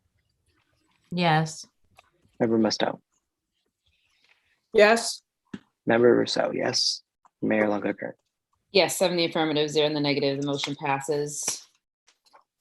I don't myself have any questions up until page 12 or so. So if we can continue moving through, member McLaughlin. Thank you. I have a question on 67. If anyone, if folks are okay from where we left off to 67. Yep, and we have two more Oh. hands going up. Yep, sorry. Is anybody else have anything before 67? Yes, I do. Okay, member Kretz, then member Hayes. Yes. Okay. I sorry, because when I minimize and maximize, I get back. Sorry, I'm going there now. Okay, so number 52. I am not in favor of the way that the rule is written. The rule states public comment will be limited to 3 minutes per individual and will be limited to those matters on the agenda. That I'm fine with. Members of the public wishing to speak must register their intent prior to the meeting on a form provided for said purpose by the superintendent. That I would like to remove that sentence. The chair may limit the comment to 2 minutes. I'm fine with that. On the number of individuals signed up to speak. But, okay, so the chair may limit the comments for public participation to 2 minutes as needed, if it was a busy night. The chair will announce the time limit prior to public comment, yes, at every regular meeting. The public will also be encouraged to submit their comments in writing via email or by emailing the superintendent. That we're currently doing. Written comments will be forwarded to all members. That is what Mr. Russo is doing currently right now with the auto forward. And we had discussion about this at our last meeting, and we are going to, I think, be moving away from submitting the comments via email, or we're not going to be reading them all. So there's a lot here. I definitely want to remove the part where it says members of the public wishing to speak must register their intent prior to the meeting on a form. That is an inconvenience for the public to register and what their comments are going to be. So I'm not in favor of the way that this is currently written, and I'm proposing to change it, removing that sentence. Is there a motion to? What number is this again? Sorry, I want to. 52. 52. And then I think you're going to want to remove the end of that sentence after that, Yes. correspond. Okay. Yeah. So motion on the floor. I think member McLaughlin and member Hayes have other questions on other items, if that's correct. No, I want to read 53 again just to understand. 52. It's 52. And member, you want me to read it out loud, member McLaughlin? Yes, please. That would be helpful. 52, please. Yep, I'll just read the change. So right now it reads, public comment will be limited to 3 minutes per individual and will be limited to those matters on the agenda.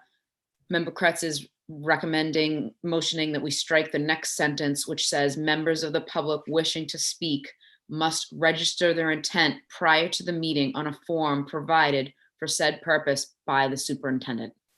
Okay, so this is not regarding the intent to present. This is just to speak. You have to register. You have to use a form saying that you want to speak in order to speak at the meeting. Is that right? This is what this is saying. I know previously the policy has been that people can queue and they get X amount of minutes to speak. And so this is saying that if anyone wants to speak at the reading, they have to write to the superintendent on an intent to speak form to do so.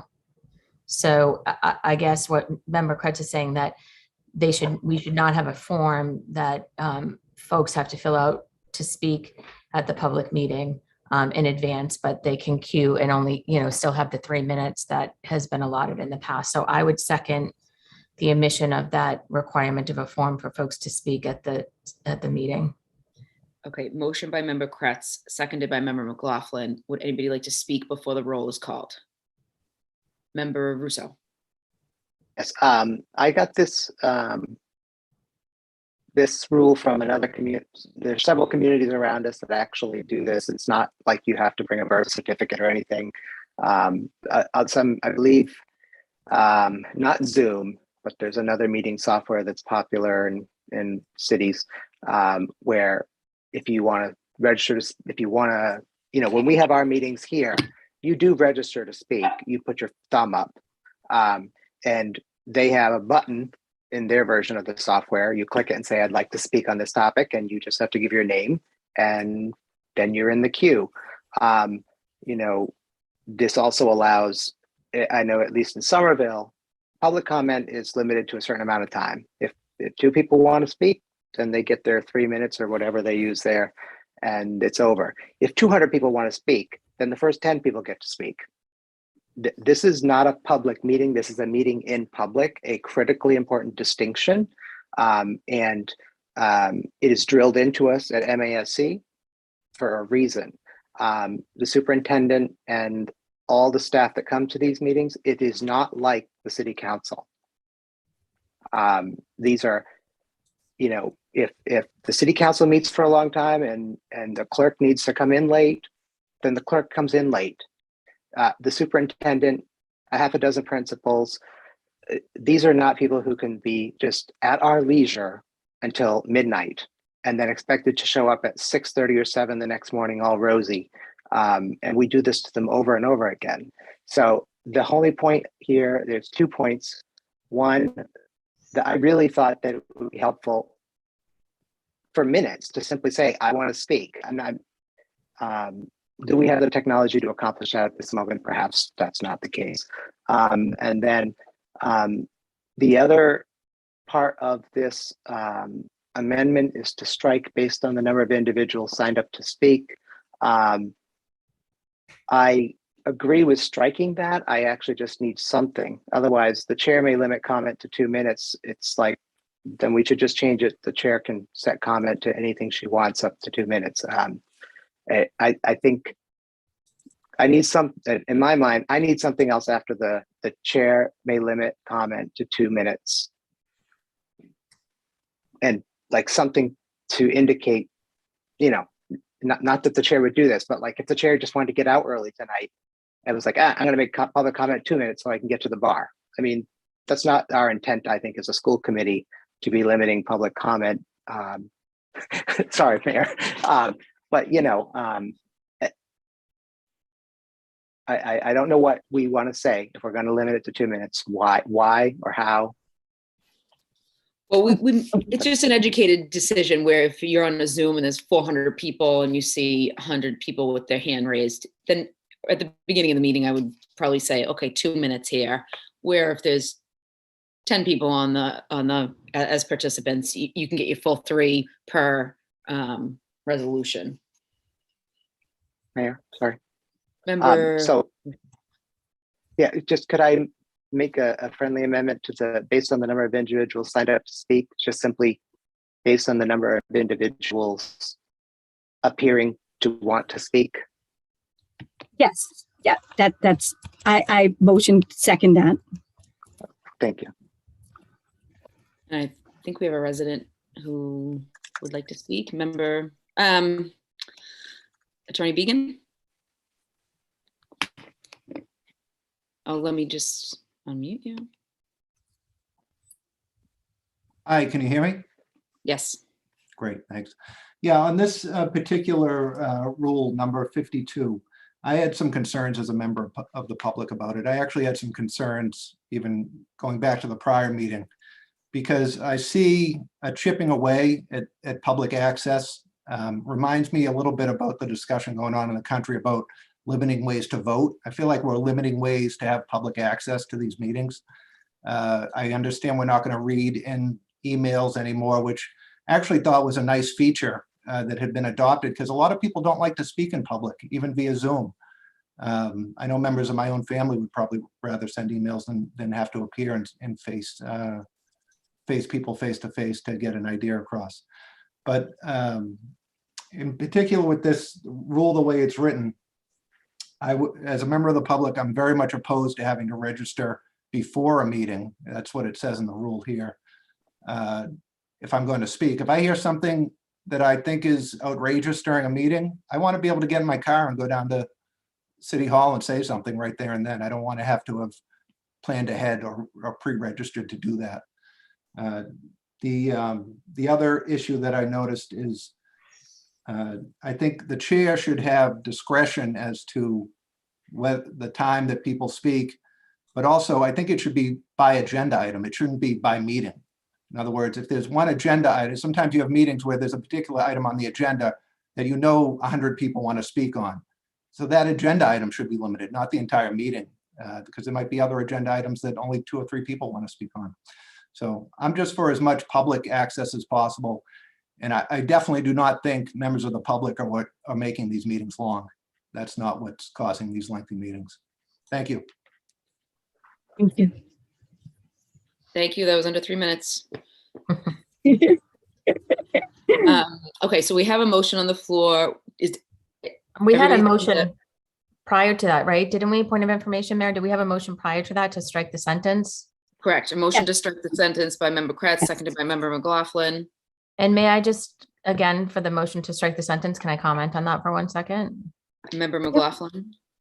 Thank you. So again, with just filling out the form ahead of time and access to the community and family and community engagement, it also just makes me think about, again, things that might be heard spontaneously at the meeting, but also, folks who might have language barriers and other needs that they're not reaching out to fill out a form or maybe don't know about filling out a form ahead of time. And I don't want to limit access either. And to that end, I think we should be thinking about something in here that might talk about, offering translation support if there's any that is needed for folks who do want to speak at school committee meetings. So, perhaps we offer something in that vein as well. And we could think about a process for what that is, but I am thinking about how to be as inclusive as possible around this. So I would agree that, again, striking the sentence allows for more participation. And I'm also thinking about communities that don't generally get the opportunity to do that, not having to fill out a form. So.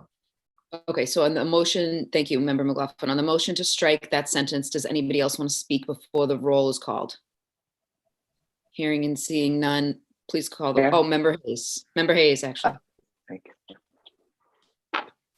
Just briefly, I had the same question about that. I was concerned about, as someone who came to a lot of meetings, there were times where I didn't know ahead of time that there might be something I wanted to talk about, and then it would come up at the meeting and I'd want to ask a question or offer a comment. And I do understand the intent behind it of trying to streamline and make the meetings more effective. And I don't personally know where the balance is at this point between making them more effective and streamlined and also allowing for public access.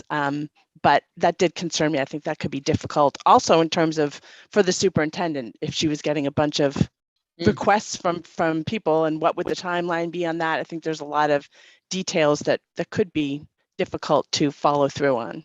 So that was my thought. 4 policies. We'd need 4 policies on how to handle that. Possibly.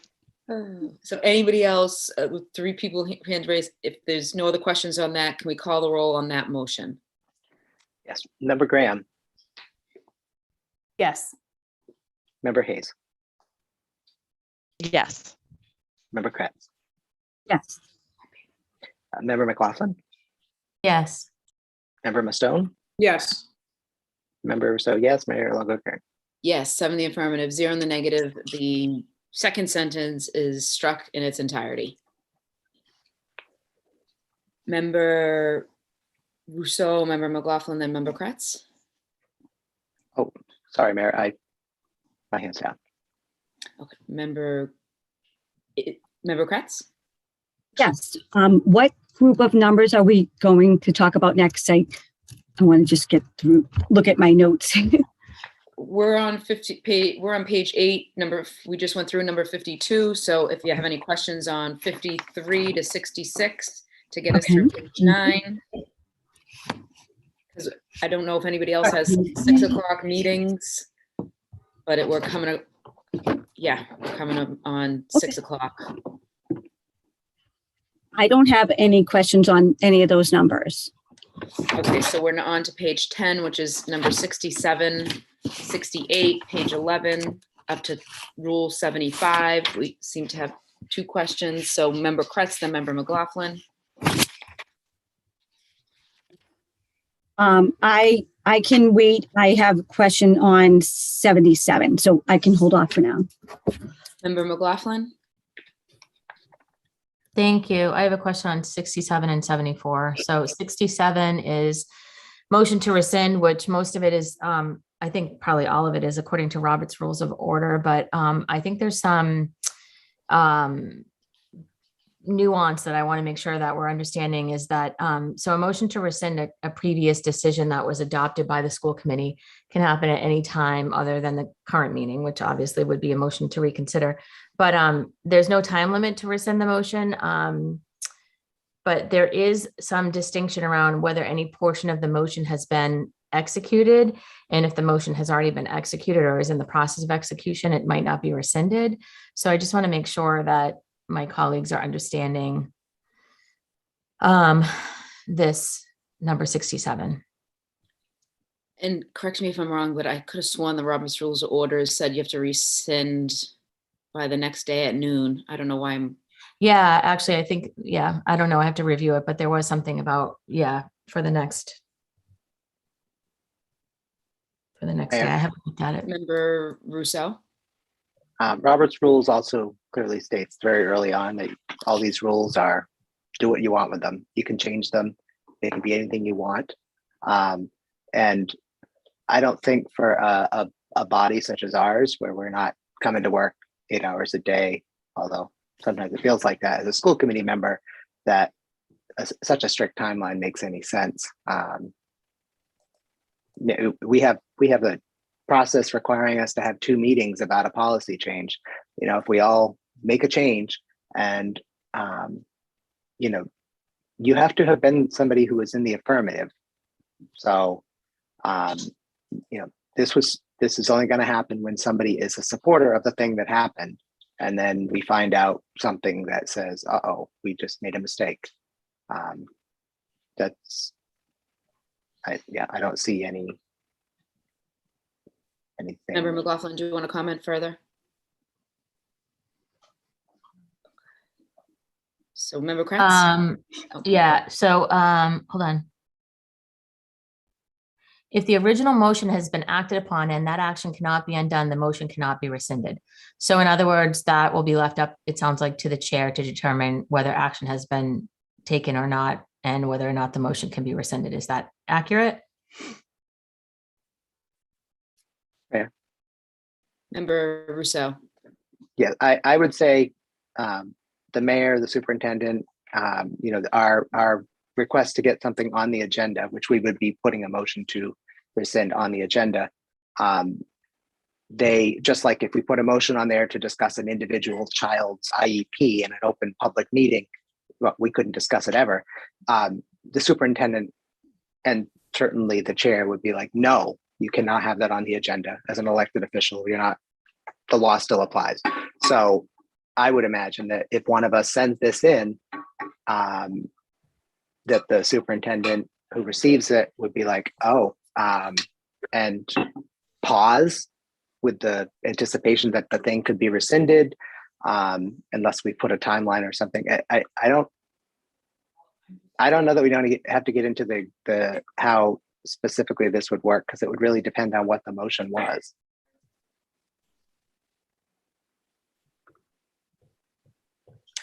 A lot of times it's 2/3 vote, right?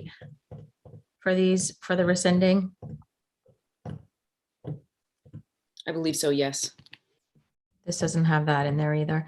So my concern is that colleagues take the time to create a motion, you know, they explain it, it gets, you know, the committee approves and it passes, it gets passed. And then, you know, if it's to be rescinded, you know, that we could sort of be going back and forth on this all the time. If, you know, we have folks who, whatever, want to rescind motions on the regular. So I have some concern with this, and I'm just trying to express it to my colleagues. I'm not really sure how to address it. So maybe I would make a motion to table number 67.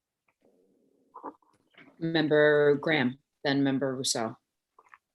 Actually, motion to table is undebatable. Is there a second on the motion to table? Second.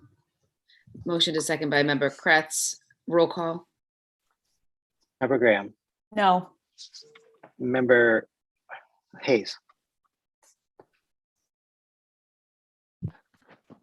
I apologize. I lost track. Can you tell me the motion again? Motion is to whether- table number 67. Oh, no. member Kretz,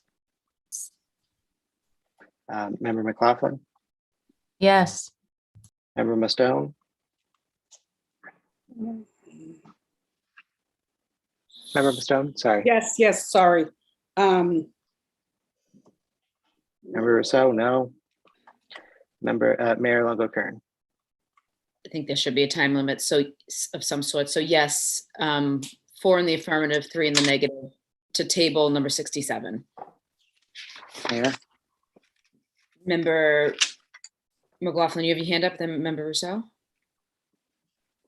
Yes, thank you. I would, if it's okay, I'd like to go to 74. Yep. Um, Member I Rousseau? wasn't. Yes, since we don't have a set of rules as a school committee, I don't know what to do with a tabled part of a rule that we have not passed. Well, we have I 2 more need, minutes. I don't, 2 more minutes if I we're don't- calling the meeting at 6. So just table till the next rules meeting. okay, was that what the language was? Well, Okay. the meeting's 4 to 6, so depending on how the committee feels and who's available,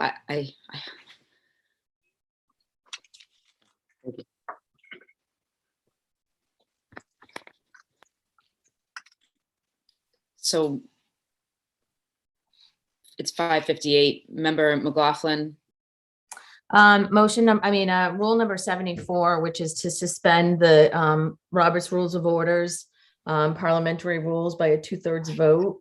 I just feel like Robert's Rules of Orders are really consistent around, parliamentary rules. It's hard enough to learn all the parliamentary rules and procedure as a school committee member, and then learning them and being able to implement them is concerning if we're just going to be able to vote them out. So I have a concern with eliminating Robert's Rules of Order by a 2/3 vote. Most of these committees and others are run on Robert's Rules, and I guess I would love to hear Member Rousseau's concern with Robert's Rules for 74, please. Mayor. member Rousseau, then member Kretz. Sure. This is actually a pretty common practice, and it is for one meeting. It's not that we no longer use Robert's rules. We do this actually on a regular basis at our meetings. We suspend the rules, which is a formality we say with no meeting since we don't have any. We suspend the rules to move an item out of order on the agenda. That's a suspension that this number 74 allows. We wouldn't suspend all rule, like we wouldn't just like descend into chaos. I mean, something's still happening. We still have a chair. This is just pretty standard stuff. That's all I have to say. Member Kretz? Yes, I was going to ask for some clarification. And so this rule essentially is giving us the permission to suspend the rules to move an agenda item out of order. That's what you're saying, Mr. Russo? That's an Some of the- example, yes. Okay. Yeah. Okay. Mhm. Thank you. May I, Mayor. Mayor? Member McLaughlin? But it could be any of the Robert's rules. So that's my concern. And following parliamentary procedure is sort of the way that I understand suspending the rules for certain instances. So I'm just not sure why we have to have it written in that we can suspend the Robert's Rules of Order by a 2/3 vote. If folks want to suspend the rules, we can sort of figure it out then. But even with that, I would say, if it's, in this, if we do an amendment or something that says, in this one meeting or something like that. My concern is, there's lots of Robert's Rules of Order, and there's a reason that there's Robert's Rules of Order so that there are rules of order. And then if we're, having options to suspend the rules of order, it makes me concerned that meetings can become disorderly. Mayor. Member Kretz had her hand up and then Member Graham, then Member Rousseau. I forgot to lower my hand, sorry. Member Graham?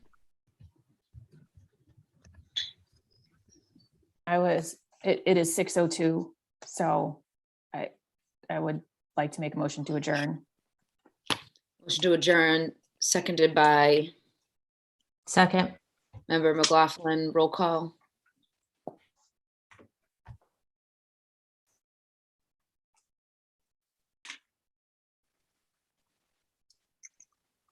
Member Graham, Yes.